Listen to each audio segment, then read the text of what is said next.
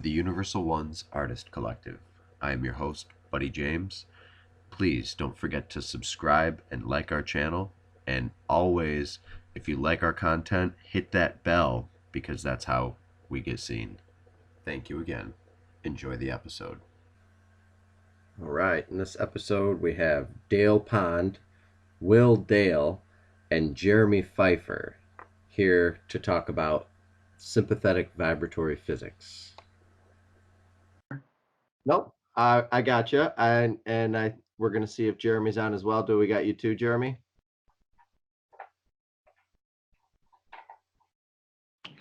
Oh, looks like Jeremy just joined. Hey, gentlemen. There he is. There you are. Going? Hey, doing good. How about you? Very good. Just cleaning up some stuff here. Nice. All right. I got us rolling. If we want to say what's up and do the welcoming. Dale, we met about a year and a half ago on the Electric View. We had a recording, but the original file got erased, so we unfortunately weren't able to release it. So that's when we officially met. I was curious to know when you might have met Jeremy. We got Jeremy there, and who else do we have? Got Will Dale here. Will Dale. All right. Can you guys see my screen? Let me see. Are we all seeing the same thing? Let me see. I'm seeing you guys. Let me share the screen here. Well, I'm not seeing you. I'm just seeing an icon of you. Yep. Application window. Should I put Chrome my tablet. on? Chrome tablet. Skype. Share. All right. Now, you guys see that? Yeah, see, you got us reversed, but that's all right. All right. Okay, yeah, so we can see sympathetic vibratory physics. We can see the screen here. No, you have your Skype selected, your Skype window. Oh, got it. Okay. All right, let's, my bad. Still learning this stuff, guys. Zoom's a pretty good platform for this type of stuff too. I recommend checking that out. Skype's a bit tricky. Yeah, people have told me a couple times now, and I'm gonna have to look. Yeah, I spent the last year getting used to Now Zoom. we should be seeing it, right? Yeah, there it is. Perfect. Yeah. All right. And, So, and you know, another thing too, I want to just kind of mention to you is if you go to svpwiki.com, a lot of the keyword searches and imagery is readily available there, and it's a lot more organized according to SVP as opposed to just a Google search. all right. So what is the site? svpwiki.com. Oh, yep, And right there. the whole site is annotated, so you can hit the hot links and you can find all kinds of information that's intrinsically based around Dale's research. So it's just a little more insightful than a Google search. Mm-hmm. All right. So without further ado, we're going to hop right in and start talking about sympathetic vibratory physics. And you guys have been working together for how long on this project here, and when did it start? I could check, but I don't remember. Let's see what that long. Sounds like a long time. It's been quite a while. So is it your idea, Dale? For sympathetic vibratory physics, or is that something that that Keeley or someone else came up with that idea of the name? I kind of chose it because 1984, when I first ran across Keeley, I had a choice between that name or etheric vibratory physics. And I decided on sympathetic vibratory physics, and I don't remember what my rationale was, but that's where the word, it's a phrase Keely used. So, we're not inventing anything here. Right. From reading what you've wrote, it sounded like that was like directly out of his mouth, and to me, it's been reading your stuff for years, and before I even knew that it was you that was putting out this material. Um, what I really deduced from it is, and it's been a philosophy. I've taken this that what you've put together here, and incorporated in my life, as everything is sympathetic, and if you're sympathetic to it, you can become it as much as it can become you, and in tune, almost like a Bruce Lee become the water kind of thing, um, and the wind, and so sympathy. I love your definition specifically. It's really been a a path that has led me. So, if you could tell us what exactly is sympathetic vibratory physics. Well, you pretty much nailed it yourself. Everything vibrates, and which means everything's got a chord of vibration. And some of those vibrations are sympathetic to the same frequencies that other things have. So everything's got a certain degree of sympathy between them. And like tuning forks that are tuned to the same pitch. All these frequencies are everywhere throughout the universe, and wherever there are, we are quantum entangled with each other. So what you said was exactly right. And I was surprised to hear you say that, because I've never heard anybody describe it like that, which is probably, you did a very good job, by the way. Thank you. It's been literally like my life philosophy, especially the way that I've read it from your material back when these visions came to me, when I had I do geometry and stuff like that, and as you guys have seen, and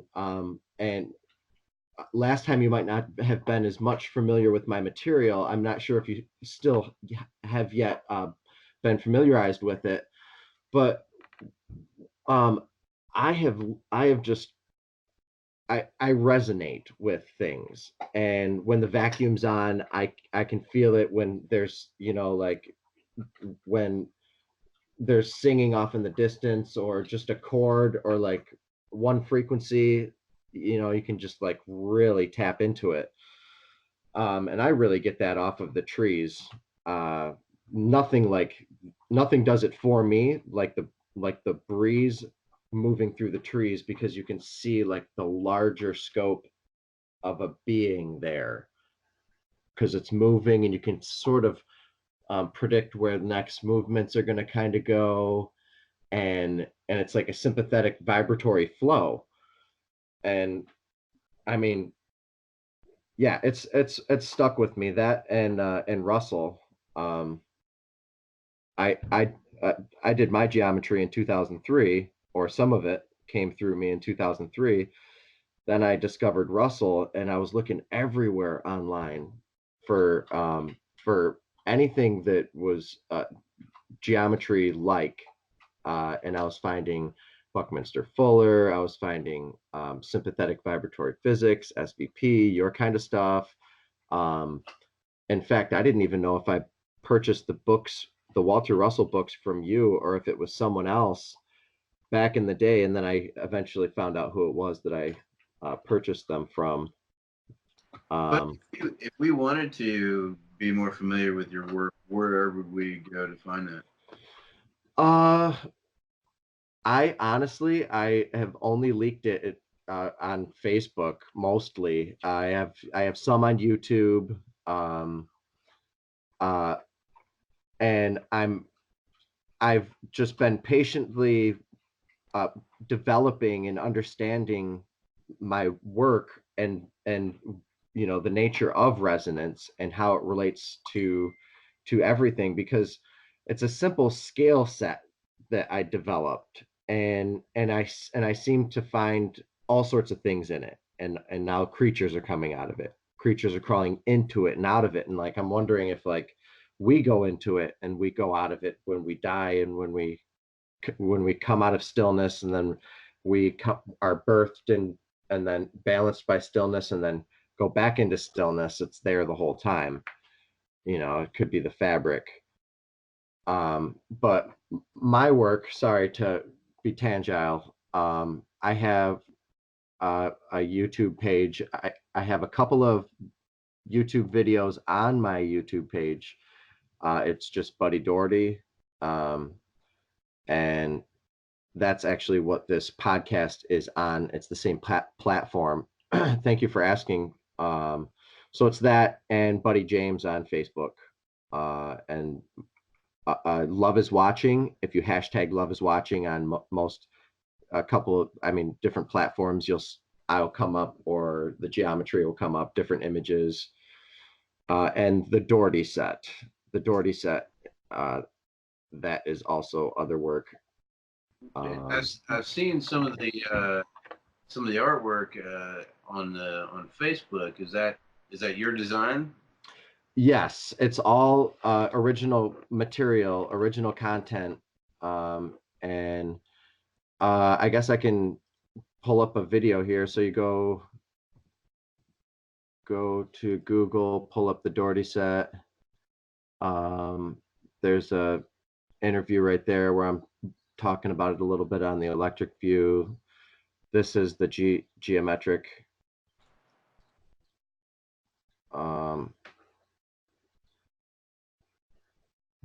You guys probably can't hear the video, right? So I muted it. So this is the basic field here. I don't want to get too much into the detail, but that's where you can find some of my work.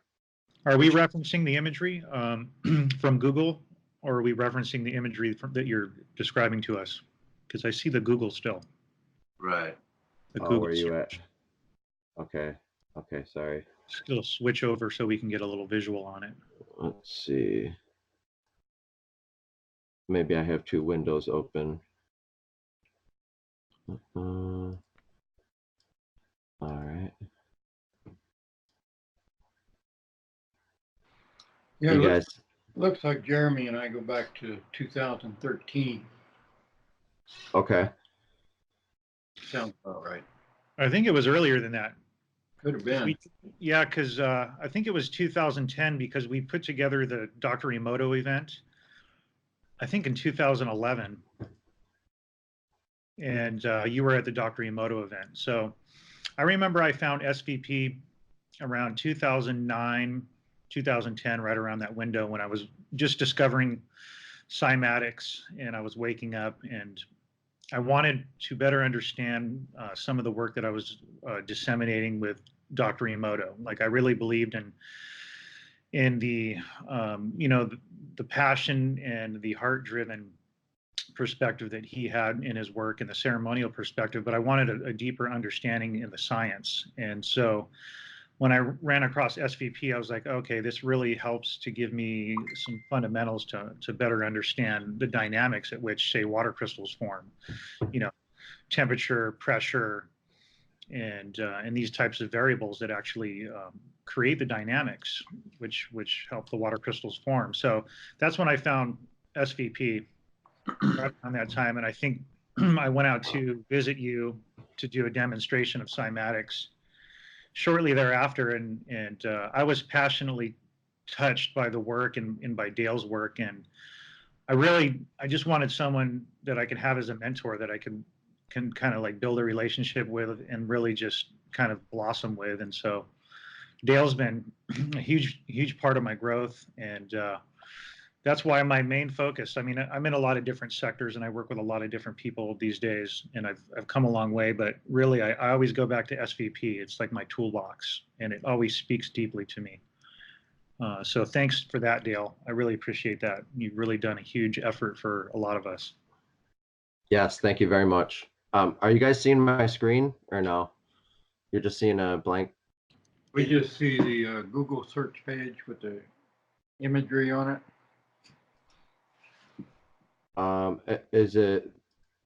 It's not a YouTube video? Negative. No. Nope, nope. All right. Let me see here. Stop. Okay, Well, how about Hey, that? Jerry, by the way, I'm starting to understand your fascination with water and studying water, using water in studying some of the fundamental aspects of reality. It's yeah. the more I'm just blown away. Yeah, well, water's the great intermediary, and essentially that's what resonance is. Resonance is a fulcrum-based phenomena. You can't have the two systems in resonance without the third state, which is essentially like a boundary condition or the intermediary. And from an SVP's perspective and a Russell perspective, that's the undifferentiated mind force. It's the stillness between the expansion and contraction of the pendulum. And so water is that. Water interfaces with pretty much everything in nature, and it becomes this boundary condition dynamic. And it's how the ionizations of molecules and how everything kind of organizes itself within the medium. Right. Water is special. Yeah, water is amazing. I've been fascinated by it my whole life. But Dr. Emoto's book also added a huge amount of curiosity to me, and the idea of resonance and structured water and water being able to embed memory and water carving patterns that are very similar to the patterns of Lichtenberg, patterns of electricity, patterns of least resistance. It's just water, and water, it seems like there's a hydroelectromycelial connection. That's what I call it. And lightning feeds and gives phosphorus to the roots of certain lichen and fungus, and storms are brewed based off of that too. Like, the trees seed the clouds for rain, and it's just, everything is so much more alive and electric than we have in our philosophies this day and age. Yeah, and relating to that, buddy, is the whole idea of there's no really such thing as bulk water in nature. Water is always interfacing with something. So like you said, the nuclei that's given off by the tree, which the water can nucleate with and then fall to the earth and go through the hydrological cycle. It is that neutral center. It is that dynamic. I think Feynman talks about like attracts likes. Gerald Pollack talks about that too. Yes. How the starter dynamics are actually have an affinity for each other, which relates to sympathy and resonance. That's exactly what it is. And I'm glad you went right to Gerald Pollack. I met him in 2017 when this storm of all of this happened during my Jason D. Months tour. And as far as for me, a lot of stuff happened, and I met Terrance, and this geometry is all popping up everywhere, and the electric view started. I met Neil and a lot of people, and so I met Gerald Pollack, and I saw his presentation, and I was just like, oh my gosh, it just blew my mind. There is so much stuff about water, structured water in the morning, and all of the living creatures that like, this fascinates me the most, because I'm like biologically oriented for whatever reason. Rupert Sheldrake driven, you know, morphogenetic resonance and whatnot. But this just totally resonated with me. The idea that all of the water, all of the structured water, and all of the living creatures every morning is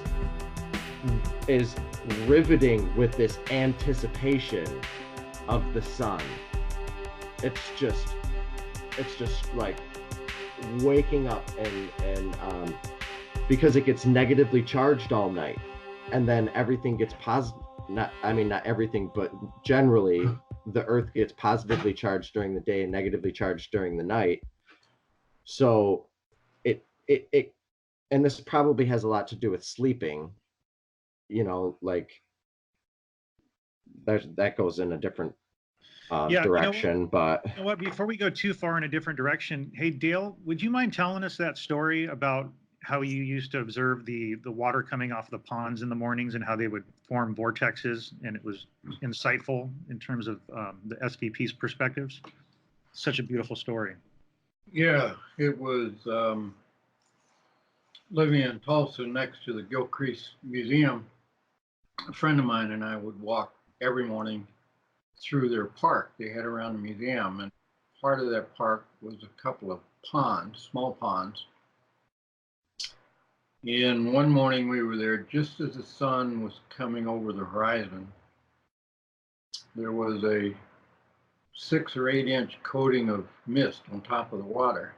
And the instant that sunlight hit that water, all these little tornado-like forms popped up out of that mist and were swirling all over the surface of the pond, which I thought was absolutely mind-boggling. Yeah. And one of them was close enough to the little dock they had there that I could reach my hand into it, thinking it was warm, but it wasn't. It was ice cold. And that was a lesson that I have not ceased to think about, because the interaction of light with cold, moisture-laden air, you know, created that phenomena, which we still don't fully understand. So it was an in-your-face lesson from nature. Yeah, nice. And it's interesting how that dynamic, that thermodynamic phenomena of hot and cold actually creates that neutral center dynamic at which motion. We know it's hot and cold. I'll tell you something else. I was in Valentine. They got an abandoned dam across the Niobrara River there, and I was walking a dog out there one morning, and the mist was coming off of this water cascading over this dam, and the instant the sunlight came over the ridge and struck that moisture, it started swirling, little swirls all over the place. It was absolutely astonishing. But I don't think it was the heat that's causing this. I think it's some dynamic in the light, the solar light. And Keeley said that ether, once stimulated, always rotates. Interesting. So, it reminds me of when I'm painting. Sometimes I'll look over in the early morning, and the sun will be hitting the shingles, and you know, it'll rise, the dew, and with wind, you know, coming in, I can remember seeing little, like what you're talking about, little micro vortices. Yeah. And it was in the morning with the morning dew, so maybe it has something to do with that morning dew. But you know, what dew is made of is it's actually the urine. Most of it is the or the defecation of the plants, because they suck in too much water at night and then they let it go in the early morning, and so it's their secretion. That's why it's so like invigorating. It's so lively, like when you walk out in the dew. Yeah, you know, it's interesting too, going back to the thermodynamics. So one of my specialties is measuring water. And one of the methodologies that I use is electrochemical impedance spectroscopy. And basically, that is a way that you can probe water in the self-ionization constant to be able to measure the amount of total dissolved solids and ionization within the water at a given time. And the whole dynamic between that is really a thermodynamic phenomena. And so if, for example, your water isn't temperature stable, your measurements will be all over the place. And so the idea of being able to use the thermodynamic function to be able to stabilize a system, to take a measurement, is very fascinating to me, because I think that actually extends itself into perhaps understanding that to be able to extract energy from an oscillating system, you have to be able to control it. You have to be able to perturb the system, or what they would say is dither it. It's called dithering. Okay. And so that idea of being able to create two dynamics collapsing to center, hot and cold, or two forces, really gives you a fulcrum at which you can, like I said, take measurement or maybe pull energy from. And I really see that occurring in your geometries too, buddy. The wave conjugations, and you see how the different geometries, they'll come together either harmonically or enharmonically within certain types of overlays. And those are dynamics that are relating to modes of vibration. And certain angles that happen within those overlays or those conjugations either disperse energy or bring energy to center, or bring or create an equilibrium state.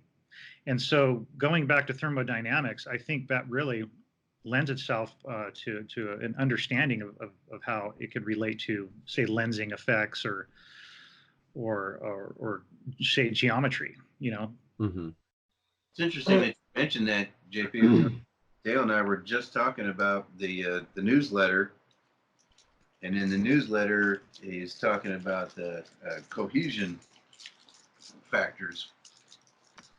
And Dale could explain it to you a little better than I can, but was talking about just that exact same thing, controlling temperature and pressure and electrical signals inside the samples that you're dealing with and whatnot.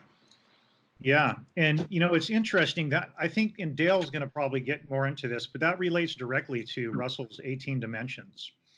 Russell's view of the wave function and his dimensions are actually variables, and each variable relates to these dynamics. So pressure, volume, temperature, and things such as that. And so Dale, would you mind talking to us a little bit about that?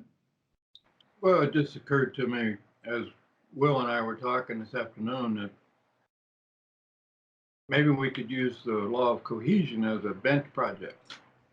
Because we really need a bench project here that's affordable and we can actually do it.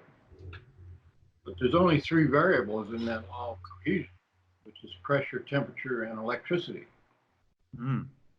So sounds simple enough. We got all kinds of containers around here, and we could probably rig something up. And what are you guys looking to do? Because our friend Jacob Gable works with this building.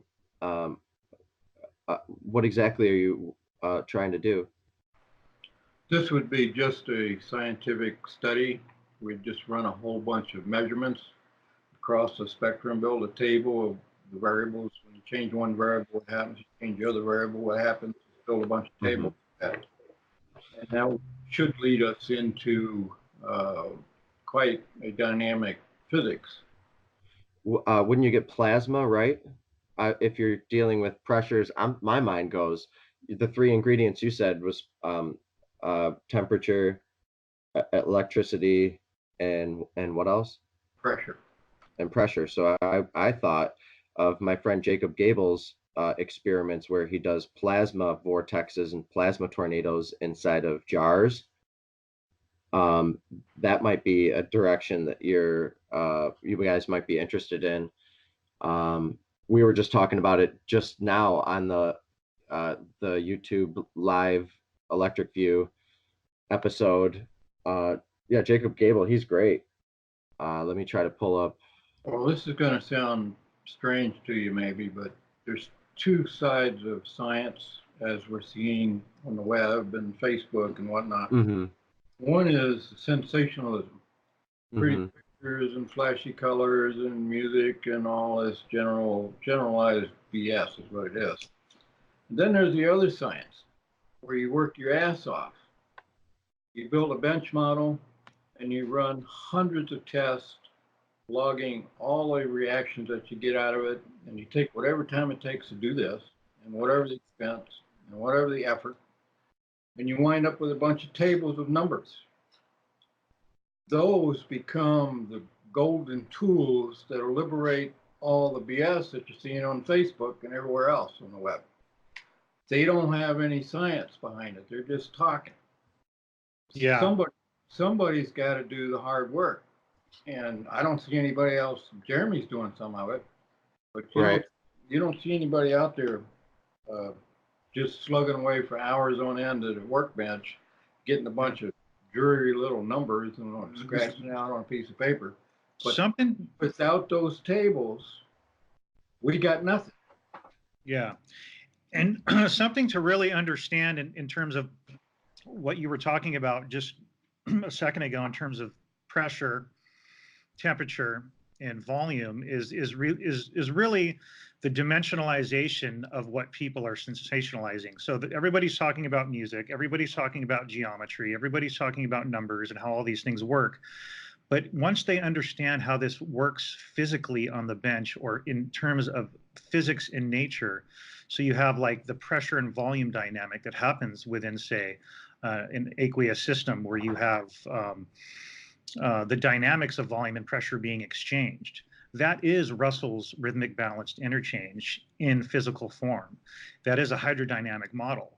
And so the same thing will happen with plasma states in a lot of other types of media too. And so when people start to take this work onto the bench and work with it in dimension and within the media form, like Dale was talking about, you know, in the cohesion aspect, which, just so you know, cohesion is the electromagnetic negative attraction. So which could very much be relating to plasma state and also hydrodynamic system. So that's when the rubber meets the road. That's when people are going to actually see the sciences start to get traction, and people will start to have results, and we'll start to better understand the anomalies that we're working with.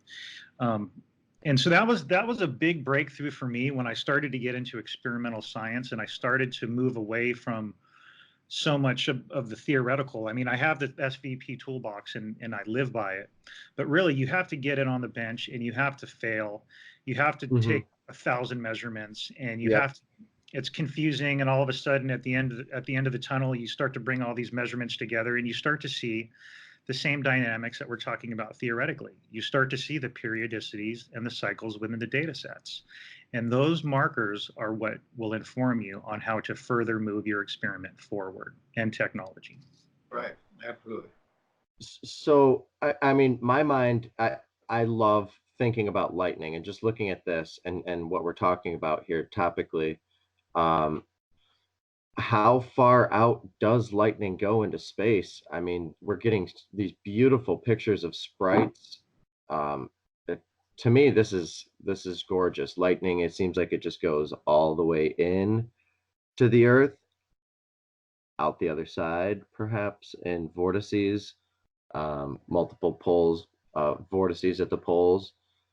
But electricity, you know, and lightning, it's amazing, and this is what we're talking about. So what do you guys know about lightning or electricity, how it breaks down, you know, the dielectric circuit of it itself, or because from what I understand is it breaks down into a helical header, a leader, lightning as far as what I'm talking about, but it's the same thing, and it's plasma. You know, not enough people are talking about plasma in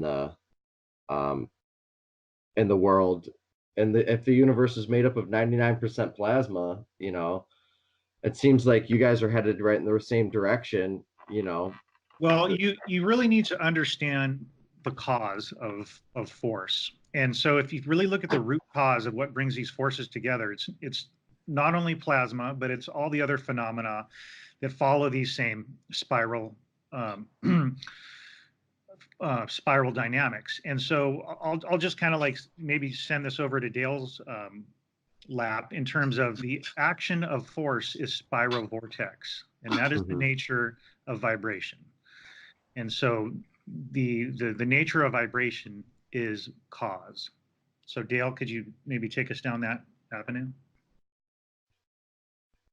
Well, Keely explained it in his scant writings that we have, and Professor Brenton summed it up in that Laws of Being, where the action between harmonic and inharmonic states leads to just about every phenomenon that we can experience. The action of force being spiral vortex. In Keely's jargon, force is that energy that goes to the center, whereas energy is what goes away from the center. So forces that go to the center, as in Russell's drawings, all of his spiral drawings, you have these polar force that collapses to a center at the 4++ point, which he also called gravity points.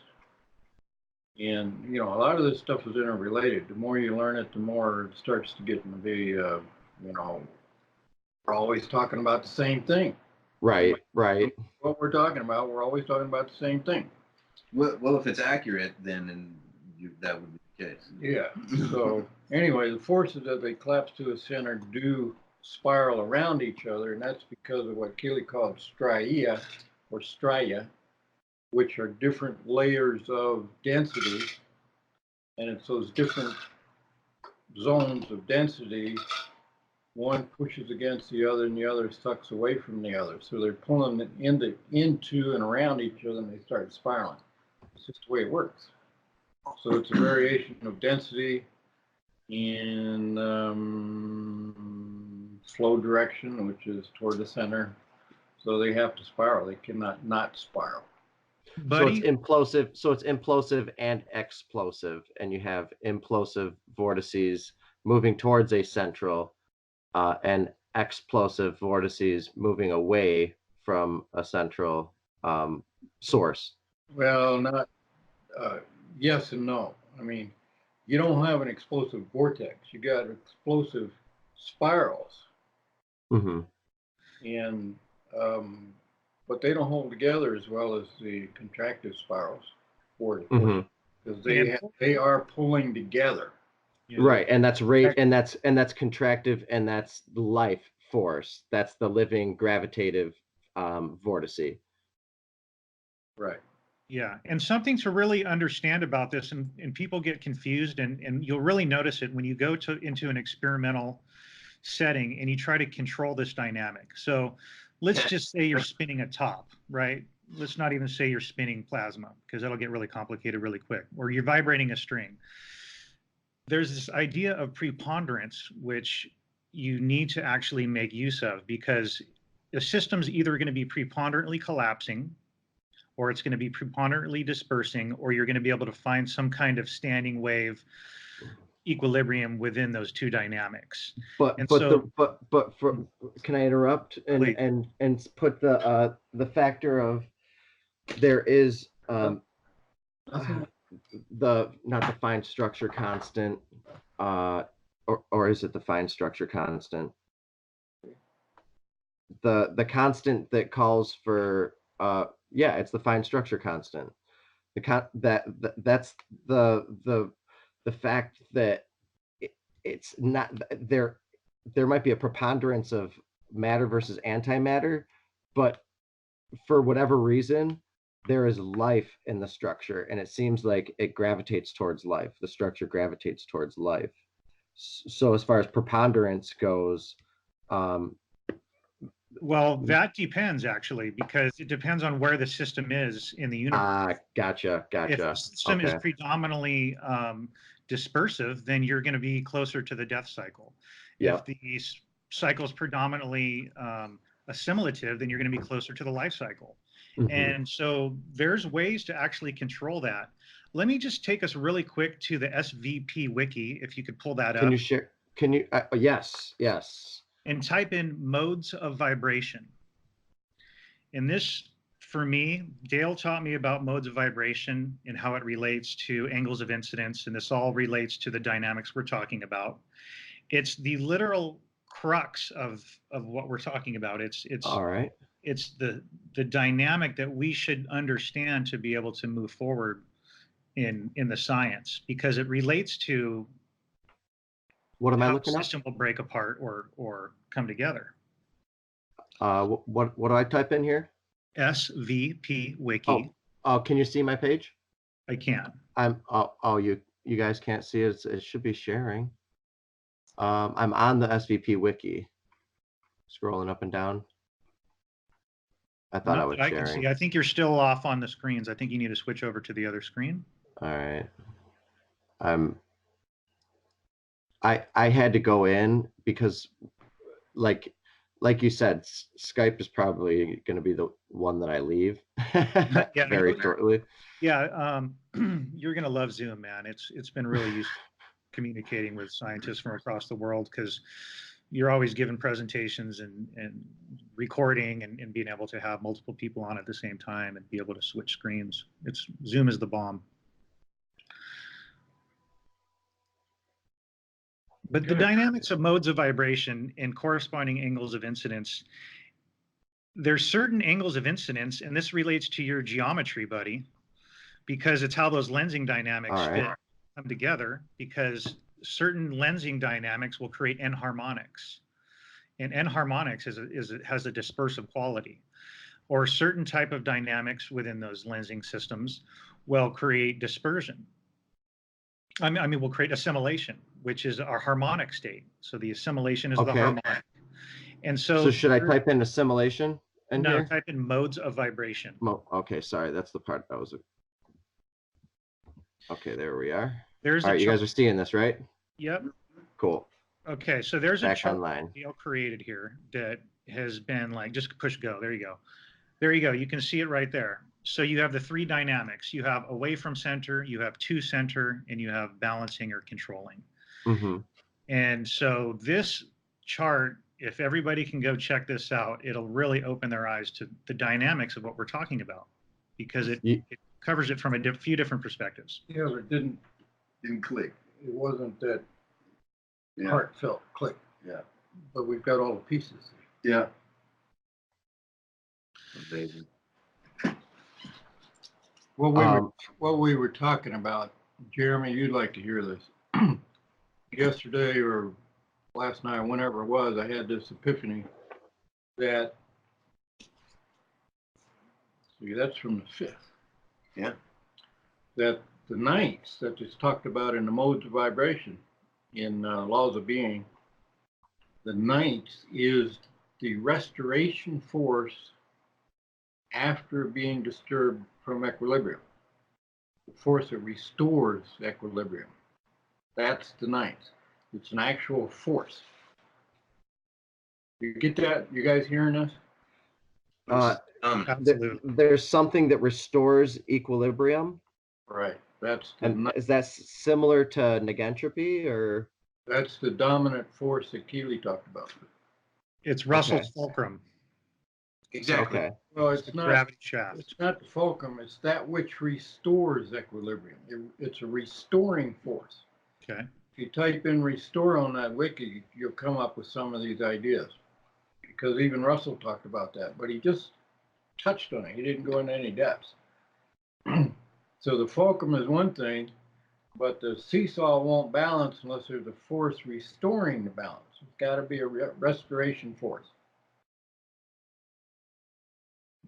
Like the example you gave of a smooth body of water, you disturb it, you've got compaction and rarefaction waves. That's your polarity. That's your harmonic, enharmonic. That's your differential.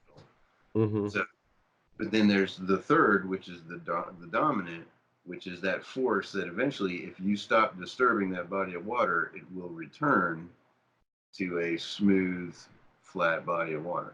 Everything in the universe that's in motion is seeking that to be restored to equilibrium. That's what motion is. It's trying to find its equilibrium. Yeah, I just went on my phone just now and I looked up my whatever this image is that I was trying to search for, and it's on your page, Dale. And okay, so away from center is entropic dispersion, and syntropic concentration is to center. Is that? Yes, that's Russell's centripetal. Yeah. That second row there is wrong. I'd have to go in and fix that. Yeah. This chart was created many years ago. Yeah. Now, something I just want to tie back to real quick to something I brought up in the beginning in terms of how to control a system, applied perturbations or dithering, so you can be able to create a stabilized point within the system that you're extracting energy from or measuring.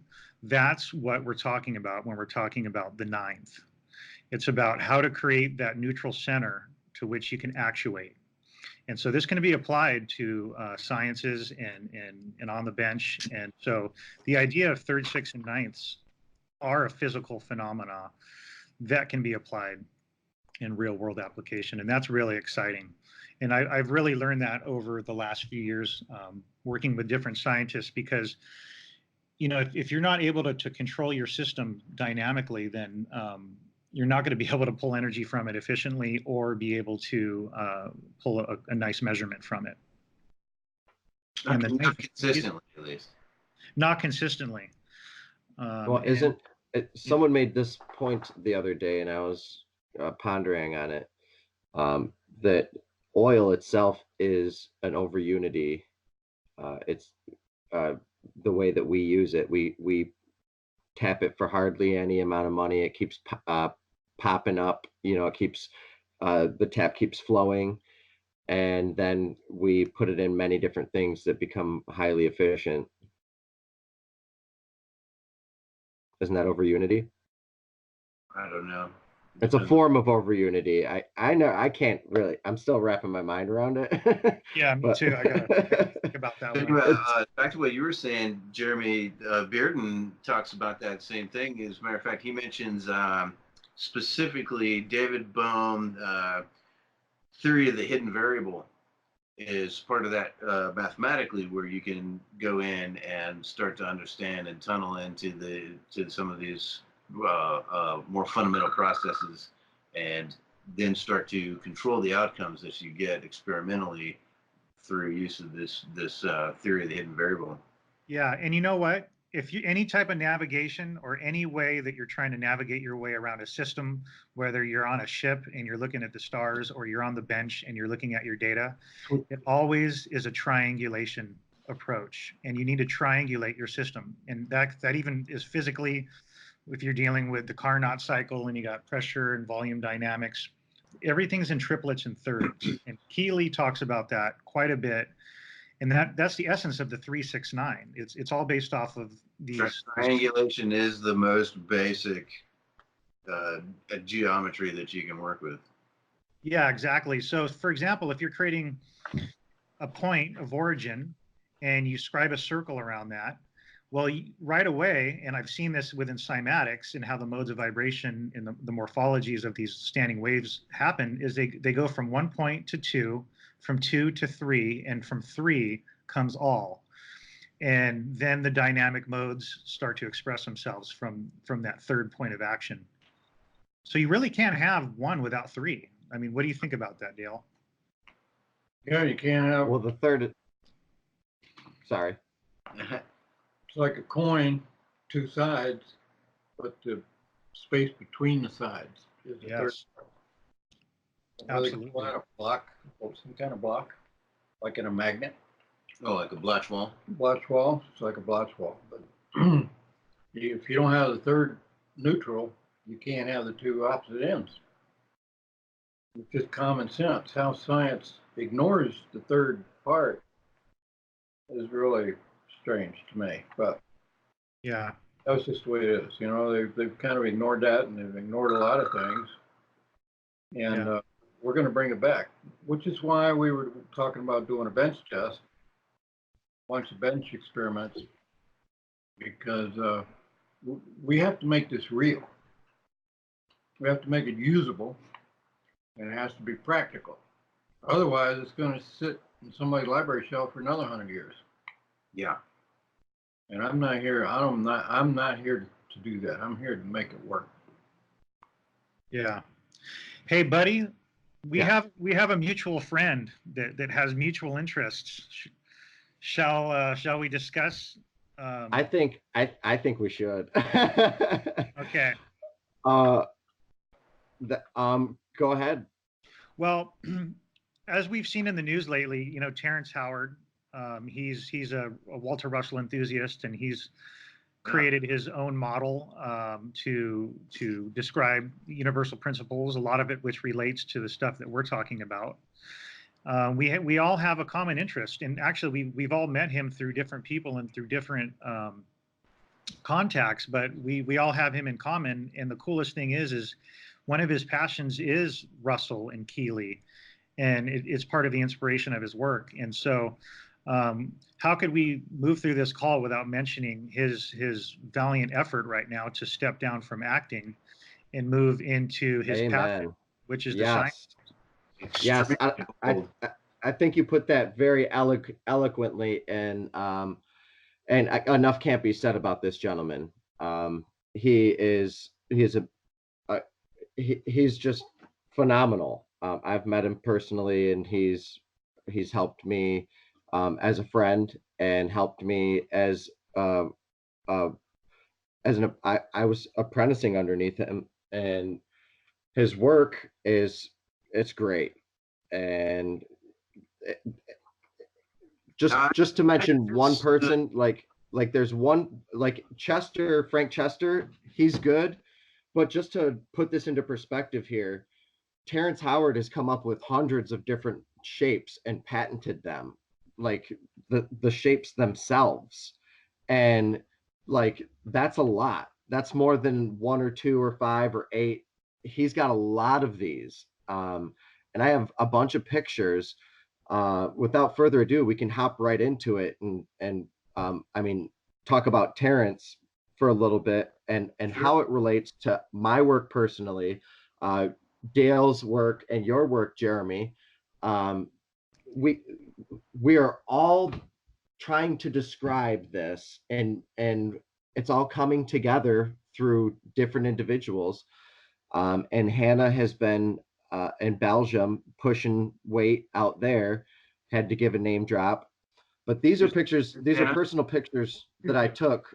Sorry to continue just for a second. These are personal pictures that I took that I don't know if he's introduced yet. So sorry, you wanted to say something? Negative. Okay. All right. So I have a story of how I met Terrance. And when I met him, it was Matt Presti, the old University of Science and Philosophy president. I can't remember his name right now, but he's like Hudak. Yes, Mike Hudak. Terrance and Mike Hudak are really good friends, and but so Mike Hudak's like, Terrance Howard, meet Buddy James, and I had my booth up, and I didn't even really recognize Terrance, or like I didn't even know that an actor was going to be there. I was just happy to be there. He comes up and he looks at my stuff, and he immediately, his jaw drops, and he pulls out his phone and he starts scrolling, and he starts showing me pictures, and he starts showing me things. He's like, he pulls this up, and he's like, because it looks exactly like what I do. He saw the geometry of what he's doing in 3D form and sculpture, and on the two-dimensional surfaces that I work with most of the time, things like this, and you can see the resemblance a little bit. But so we start crunching numbers, and immediately we're just like, oh my gosh, like this is we were both we were both glowing. And at the corporate like meeting or whatever with the people that were there, Terrance and I just talked the entire time. Like Nice. everybody else was like, sorry, I know Terrance is here, but like we just carried off in conversation, and it was really cool. And then he was calling me as 432 and stuff, and like because he was interpreting things. We all interpret things in different ways, and when we're introduced to new information, it makes us go, aha. So he was talking about dark matter and dark energy and his shapes before we met, and he just did a presentation about it, and these are wave conjugations and things like that.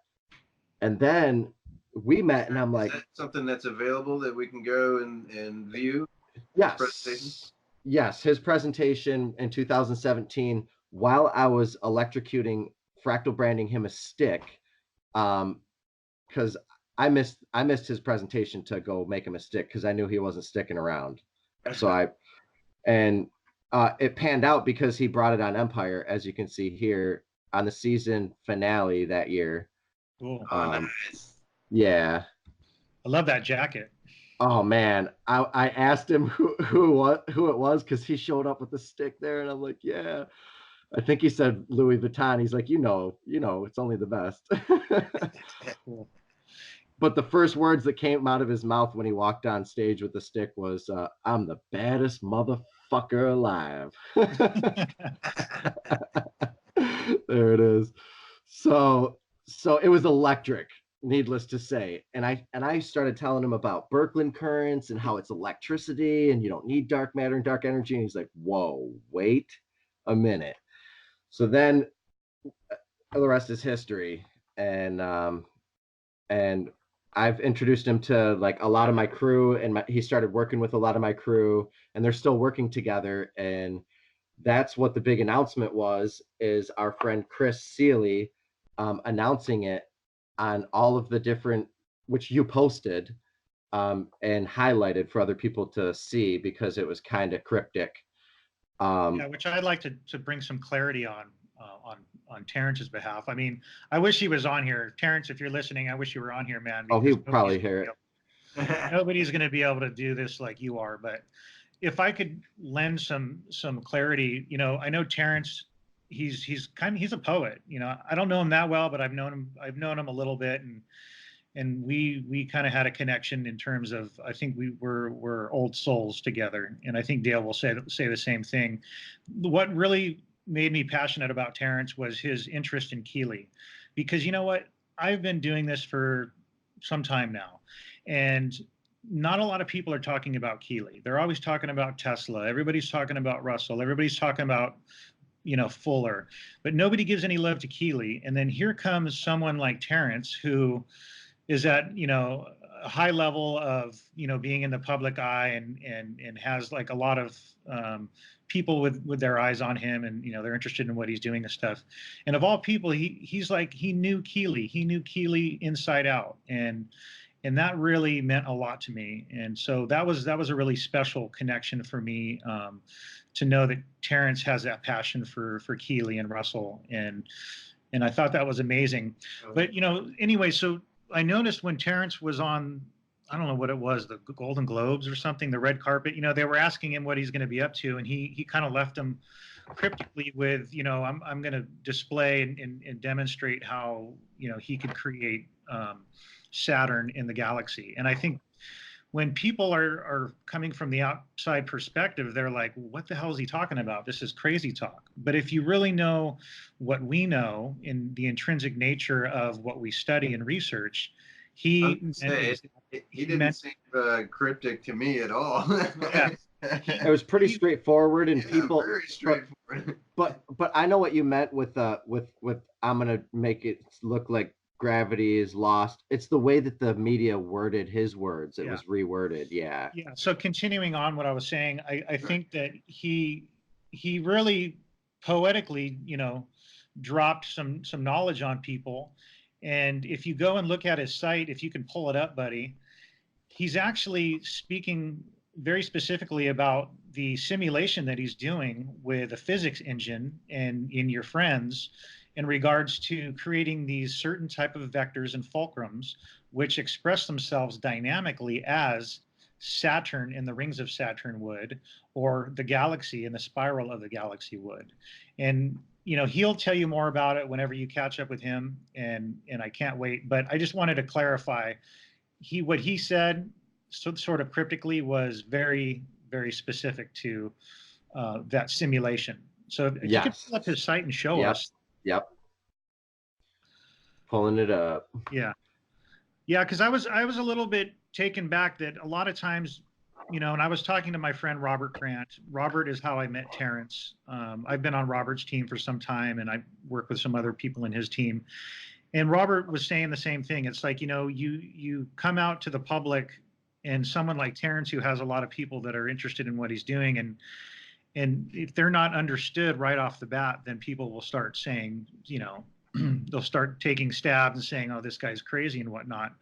But if you really knew the essence of what he's getting at, it's God's truth. It's beautiful. Yeah, I think he wants to keep it cryptic in a way, because I don't know.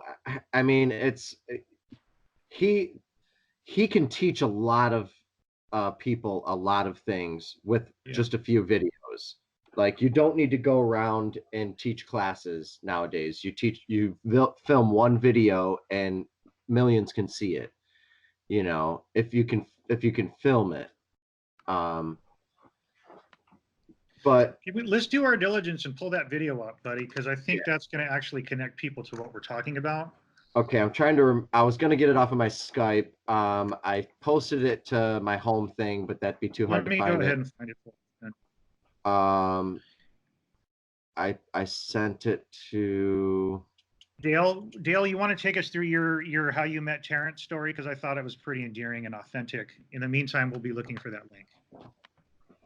Yeah, we were at the American Museum of some kind of art over in Baltimore, Maryland. And we were sitting at a break. I guess we were eating sandwiches or something. And I didn't know Terrance Howard. I don't watch television, so he was a stranger to me. And he comes walking in the room behind my back. I'm sitting down. He comes walking in, and somebody asked him how he got into Russell. And he said, well, I started out studying Keeley and led me right to Russell, or words to that effect. And it was like, well, who is this guy? So now I got interested in this guy, and we met and we talked and we hit it off pretty good. But we didn't spend a lot of time together. Hudak was monopolizing all his time during that presentation. Yeah, I just posted in the chat here on Skype, buddy. If you want to pull it up, if you go to your chat section on Skype, it's the linchpin dynamics. All right. And he discusses that. Yeah, and by the way, Dale, just so you know, the few conversations I've had with Terrance, man, he's really proud of you, and I think he's really assimilated your knowledge into his work, and it's been kind of one of his building blocks. And so I was just so excited about that, because for me, same thing, Dale, your work has been one of my building blocks, if not one of the greatest building blocks of how I'm moving forward. And to hear it come from Terrance was really awesome. So he speaks really highly of all of us. And you, Jeremy, and you, Dale, and I'm just blessed to be a part of all of this and spreading this knowledge, and that it's connected, and that, that this is part of the esoterica. We are in the background of it, and we are also, we can also help explain it. It's not esoteric. It's pretty straightforward. Chris does a great job in this presentation here. Yeah, so if you go to the development videos I'm sorry, THP development videos on the YouTube.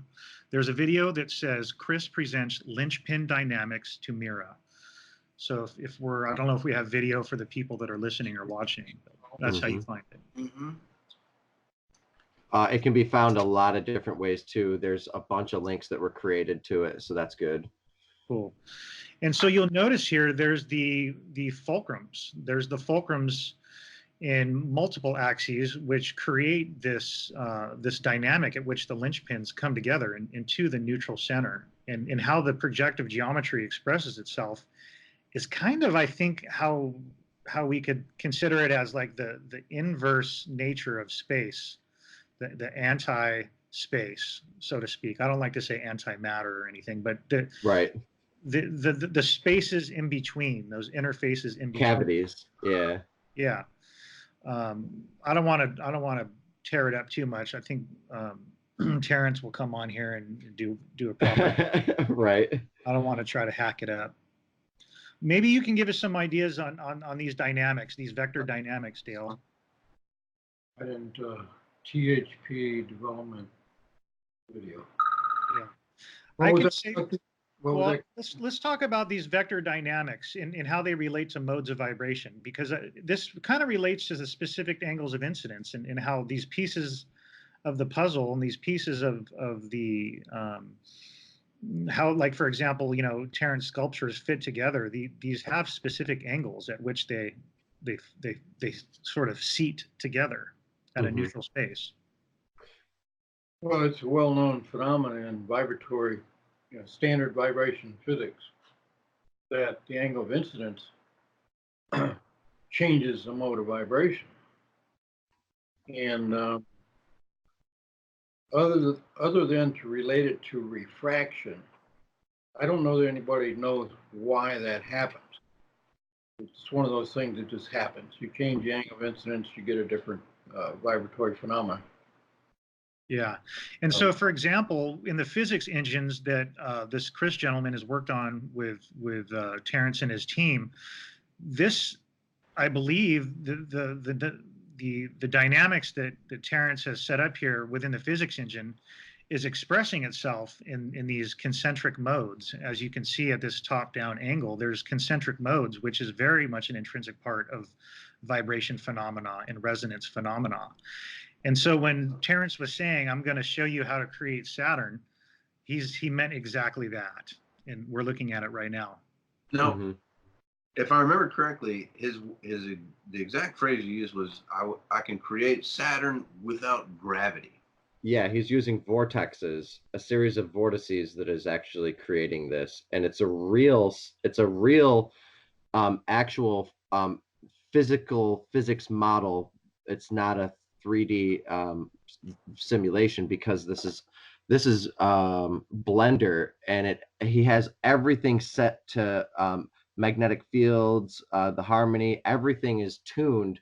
So this is created with vortices. And here's the groups of vortexes that creates this structure. Yeah, and I think he even mentioned that the hexagon formation does show up some point in this video. The one that people talk about always being seen on the top of Saturn. And there's also the indicative Birkeland current counter rotation that you see on Saturn as well. So just wanted to point that out. Yeah. You don't see in that green, it seems a little kind of hexagonal flattening, at least from this resolution. Yeah. So we don't want to dote too much on Terrance, I know, because he's going to come on here and give you his personal perspective on it. But I think he deserves a definite right on. You know, he's done such a good job, and so there's way bigger things in the mix. This is just like a tiny little drop. The stuff that they were telling me last year that they were just starting to surface and understand. This is just one tiny little thing. I mean, there's hundreds of thousands of these plasmoids, and they all stick together. These wave conjugations that he's talking about are these, and they all stick together and they all create these cavities. They're the implosive,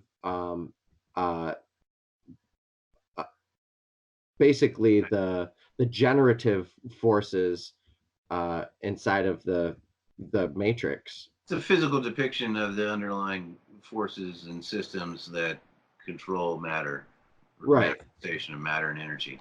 He calls it the all shape, if I remember correctly. Oh, they're all called different shapes. I can tell Okay. you which ones are different. They're and this is all in his free, well, some of these images, but a lot of these images are in his free book that is online. And I don't have that link, but I'll put it in the descriptions below right now.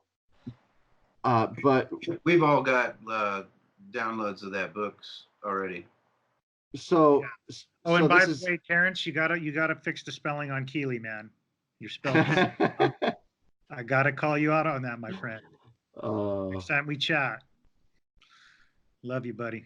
Anyway, Jeremy, the video where he had the Saturn, he's got all the parameters in the side there and everything. That's almost exactly what I was talking to you about. You plug in all of those variables like that, and then you can take your geometric theories and so forth, and then essentially predict them into the future as to what kind of effects that they'll have on physical systems using a model like that. Blender does that. He's literally taking these shapes. These are 3D modeled. He created these, but our friend David Johnson is creating these 3D models, and Chris, they've been working together, and putting them in, and then literally fields appear around them. Well, these shapes are indicative of waveforms and so on and so forth, and so it's a physical manifestation of some of the underlying processes and energy dynamics and things like that. So when you start to plug them into physical modeling systems, you get the results of what those kinds of energy dynamics will do in your systems, and you can then predict fairly accurately what kinds of changes that you can get out of that. Not only that, but you can take existing systems and processes and make them far more coherent and efficient, more money. What's that word I'm looking for? Lucrative. Less money. Less money. less expensive to implement things like that, which would then make them potentially more lucrative. Yes, it's all about systems optimization. Mm-hmm. You want to get the most accurate measurement. You want to have your system perform the most efficiently, offer you the most return on energy without breaking down. And so what's interesting is when people think of harmonic and resonance, they always think of, okay, things are harmonically in resonance, but they don't understand that dynamic can actually also be a destructive dynamic as well. Absolutely. And so that's where that 9 comes into play, because the 9 is the dominant controller. So if you create a standing wave and you let it, if you create a perfect center and you create a standing wave and you let those modes build on top of each other, eventually they'll find some destructive point where they'll all break apart and your system will fail. So you have to learn how to control the oscillating system to be able to keep it in dynamic rotation, oscillation, and spin. And in something that I could mention that relates back to modes of vibration is that modes of vibration and the angles of incidence and those 3 modes that we were talking about, that is vibration, oscillation, and spin.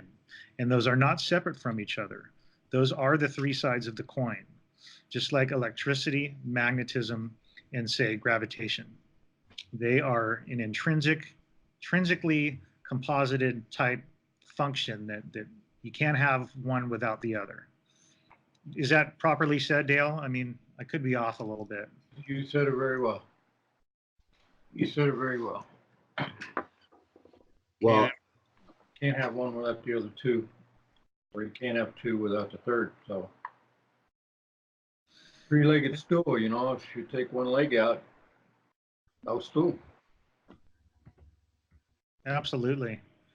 And I often see that there's the dynamic of tension or a tensor state that really holds everything into place, essentially, or at least there's Tensegrity.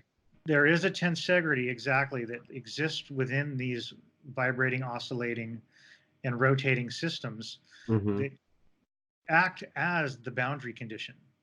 And you'll notice that Oh yeah. if you're playing with, say, a vibrating string, say you have like a wave driver that's actuating a string transversely up and down, and then you have a string that's extended out from that post that's transversely oscillating up and, or yeah, I guess it is oscillating, but it's really transversely vibrating up and down.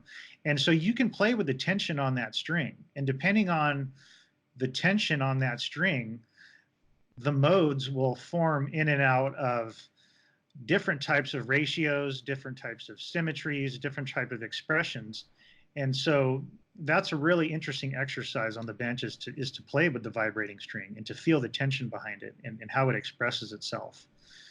And so there's, for example, when you go back to Terrance Howard's, Saturn dynamic right there. Well, if you take all those variables that are on the right hand side of that software, I mean, he's really setting up within those axes and those fulcrum points a type of tensor dynamic, I believe, and that's how the system is kind of held into those suspended states, and that's how the rings form and those modes are expressed.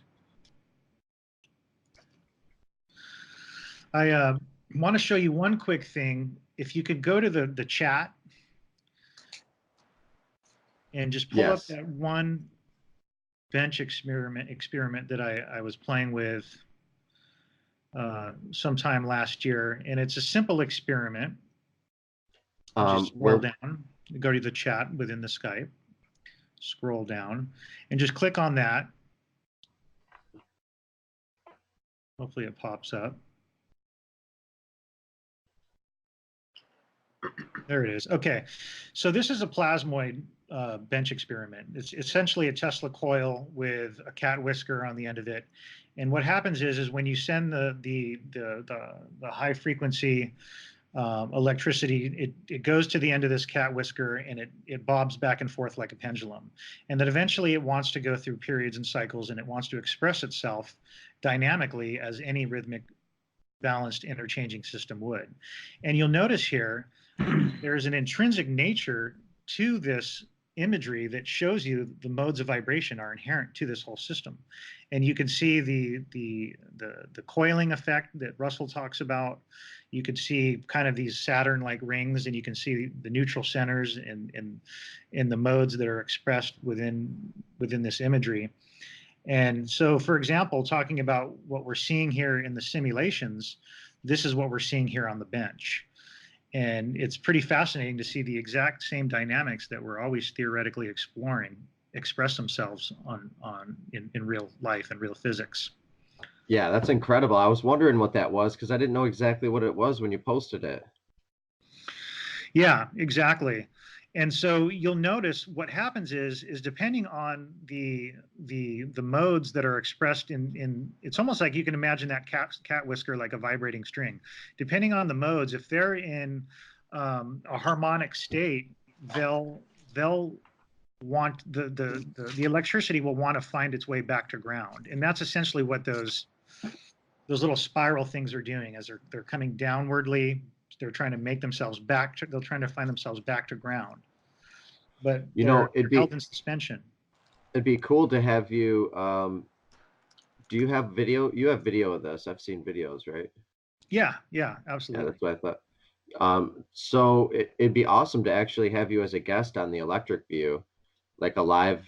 I don't know if you do it live or just talk about it. Oh yeah, I have all kinds of like bench experiments with cymatics, plasma, anything where I can explore modes of vibration. I'm there on the bench playing with it, and so anytime I'm available, I would love to do that. Oh, that'd be great. Wow. What about next Sunday? Yeah, if that works, I gotta look at the calendar and okay. check yeah, tentatively or whatever. We do it on Sunday, so whenever not next Sunday that's good for you or something. But so Yeah, because we could get into this. This is interesting. And Yeah. is this kind of similar to the one that Dave Schiermeyer was working on? Oh, David Shiremeyer. Yeah. Yes, yes. There, it's a very simple experiment. It's one of those Tesla coils that you can purchase online, where you can actually send sound frequencies through it. And what my main focus was is I was working on different types of beat frequencies and compositing and overlaying different types of scales that would create beat frequencies that would be able to control this dynamic. And so I was able to find different types of composite scales that would actually create an enharmonic state or dispersion, or certain scales would create, an assimilative or harmonic type function. And then, certain scales would create, all kinds of dynamics, or maybe like a fulcrum kind of a equilibrium in between. So I'm still working my way through that. I don't really have anything definitive to say about it, or I don't even know if I'm correct in what I'm saying, but this is my working hypothesis, and this is me kind of working it out on the bench. Nice. I'm doing a bench experiment right now. You know how I do that fractal branding in the wood. Uh, so I'm electrocuting an alphabet, and literally it's pretty weird because a different language shows up on different woods, and a lot of the letters are letters that we use in our alphabet and ancient letters, and it's kind of cool to see that just natural electric patterns produce um, letters, in our number system, and uh, ultimately it comes down to the toroid once again, with our throats and uh, being sphincters, and the voice box, the larynx, and how it's all a toroid. It's, and our tongues push out vortices. It's and our breath is a vortex. It's inward and outward vortices, surrounded by, produced by a series of three toroids, that are sphincters in our. You get what I'm saying? So Yeah, all language is literally toroidal, and our yeah, letters and our number system. yeah. Just Well, that. Dale, we've had conversations about the sexual sex polarity of vibration, and how, I mean, if you just look at the Yes. theology of the penis and the vagina, and I mean, and how Yep. it's received, and how that there's a vibration there. I mean, how else is Invertebrates. life made on this earth Mm-hmm. without Mm-hmm. this vibrating and oscillating dynamic? Well, And yeah, there's a receiving, and there's an expansion, and there's a contraction. So Yeah. they're all universal principles, and they act universally everywhere through everything. Doesn't matter whether it's biological or minerals or out in space.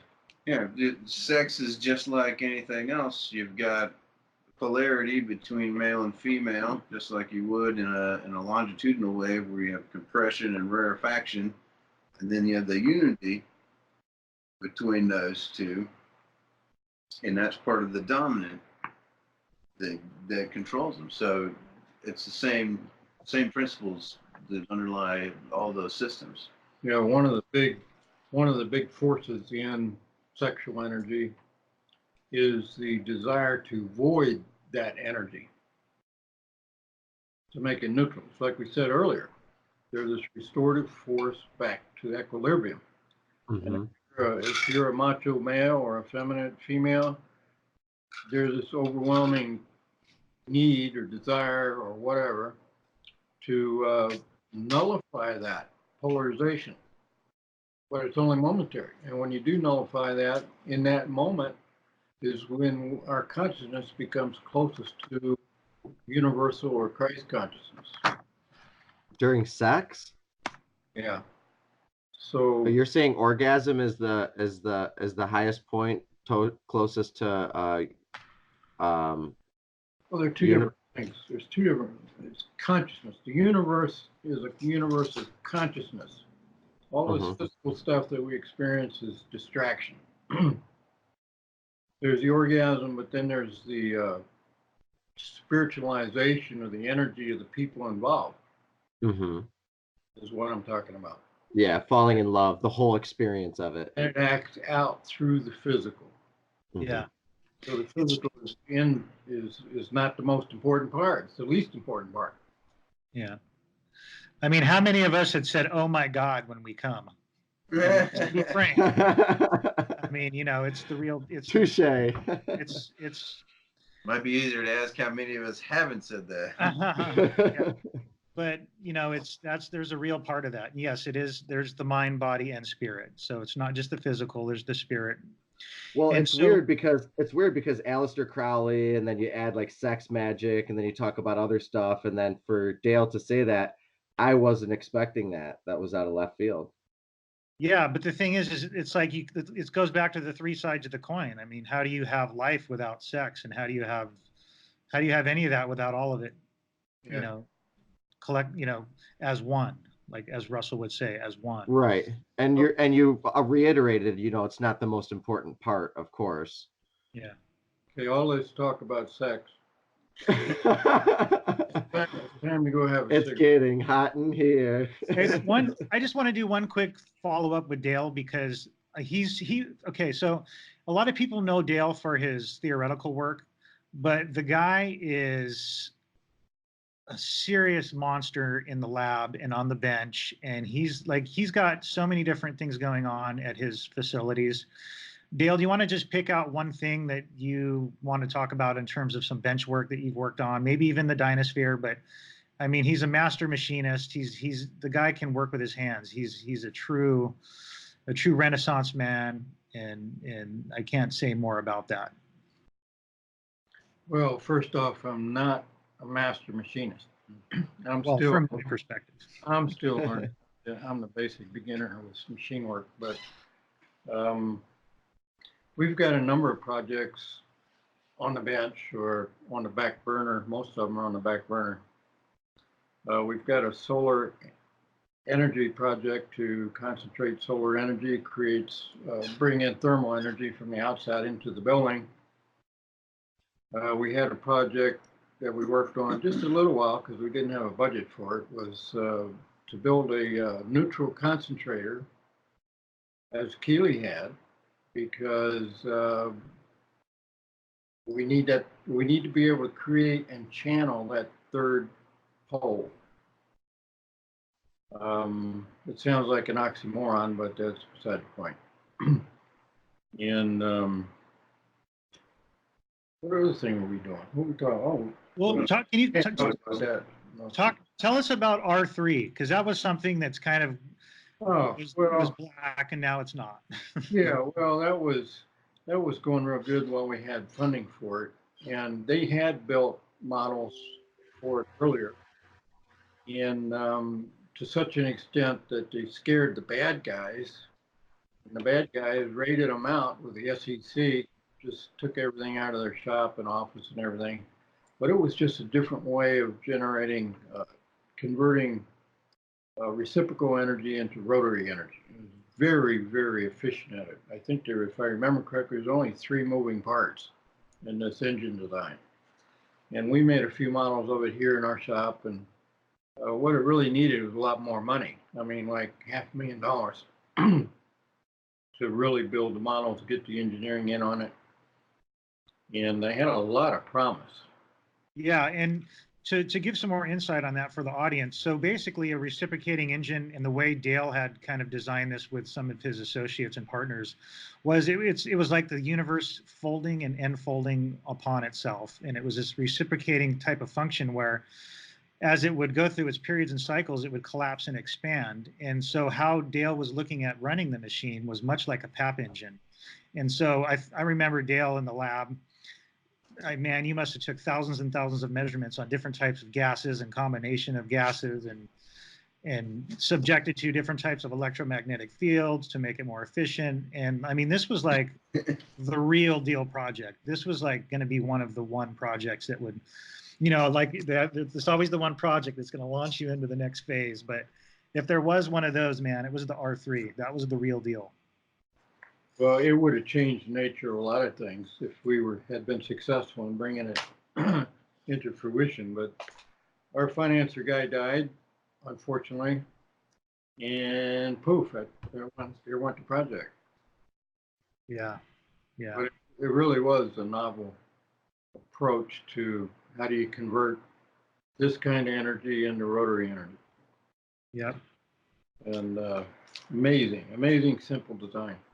Maybe one day, we'll get back at it and do something with it. Yeah. Cool. Well, what do you think, buddy? Should we start to wrap it up, or what's your take? I mean, to me, I'm satisfied. I mean, I'm really tired. So, I mean, honestly, it's been a really good talk. If there's any other subjects you guys want to touch on, I don't really have any other topics to hit right now. I'd like to propose another call with you at some point to do some demonstrations on the bench, and I'd like to have once again Dale included and William. And my whole focus is SVP outreach, and I think when people start to see this stuff on the bench and these principles expressed out in real physics, it's really exciting and fun. And so if you're up for that, I'd like to propose that. Sounds good to me. Cool. You want it? I'm up. Okay.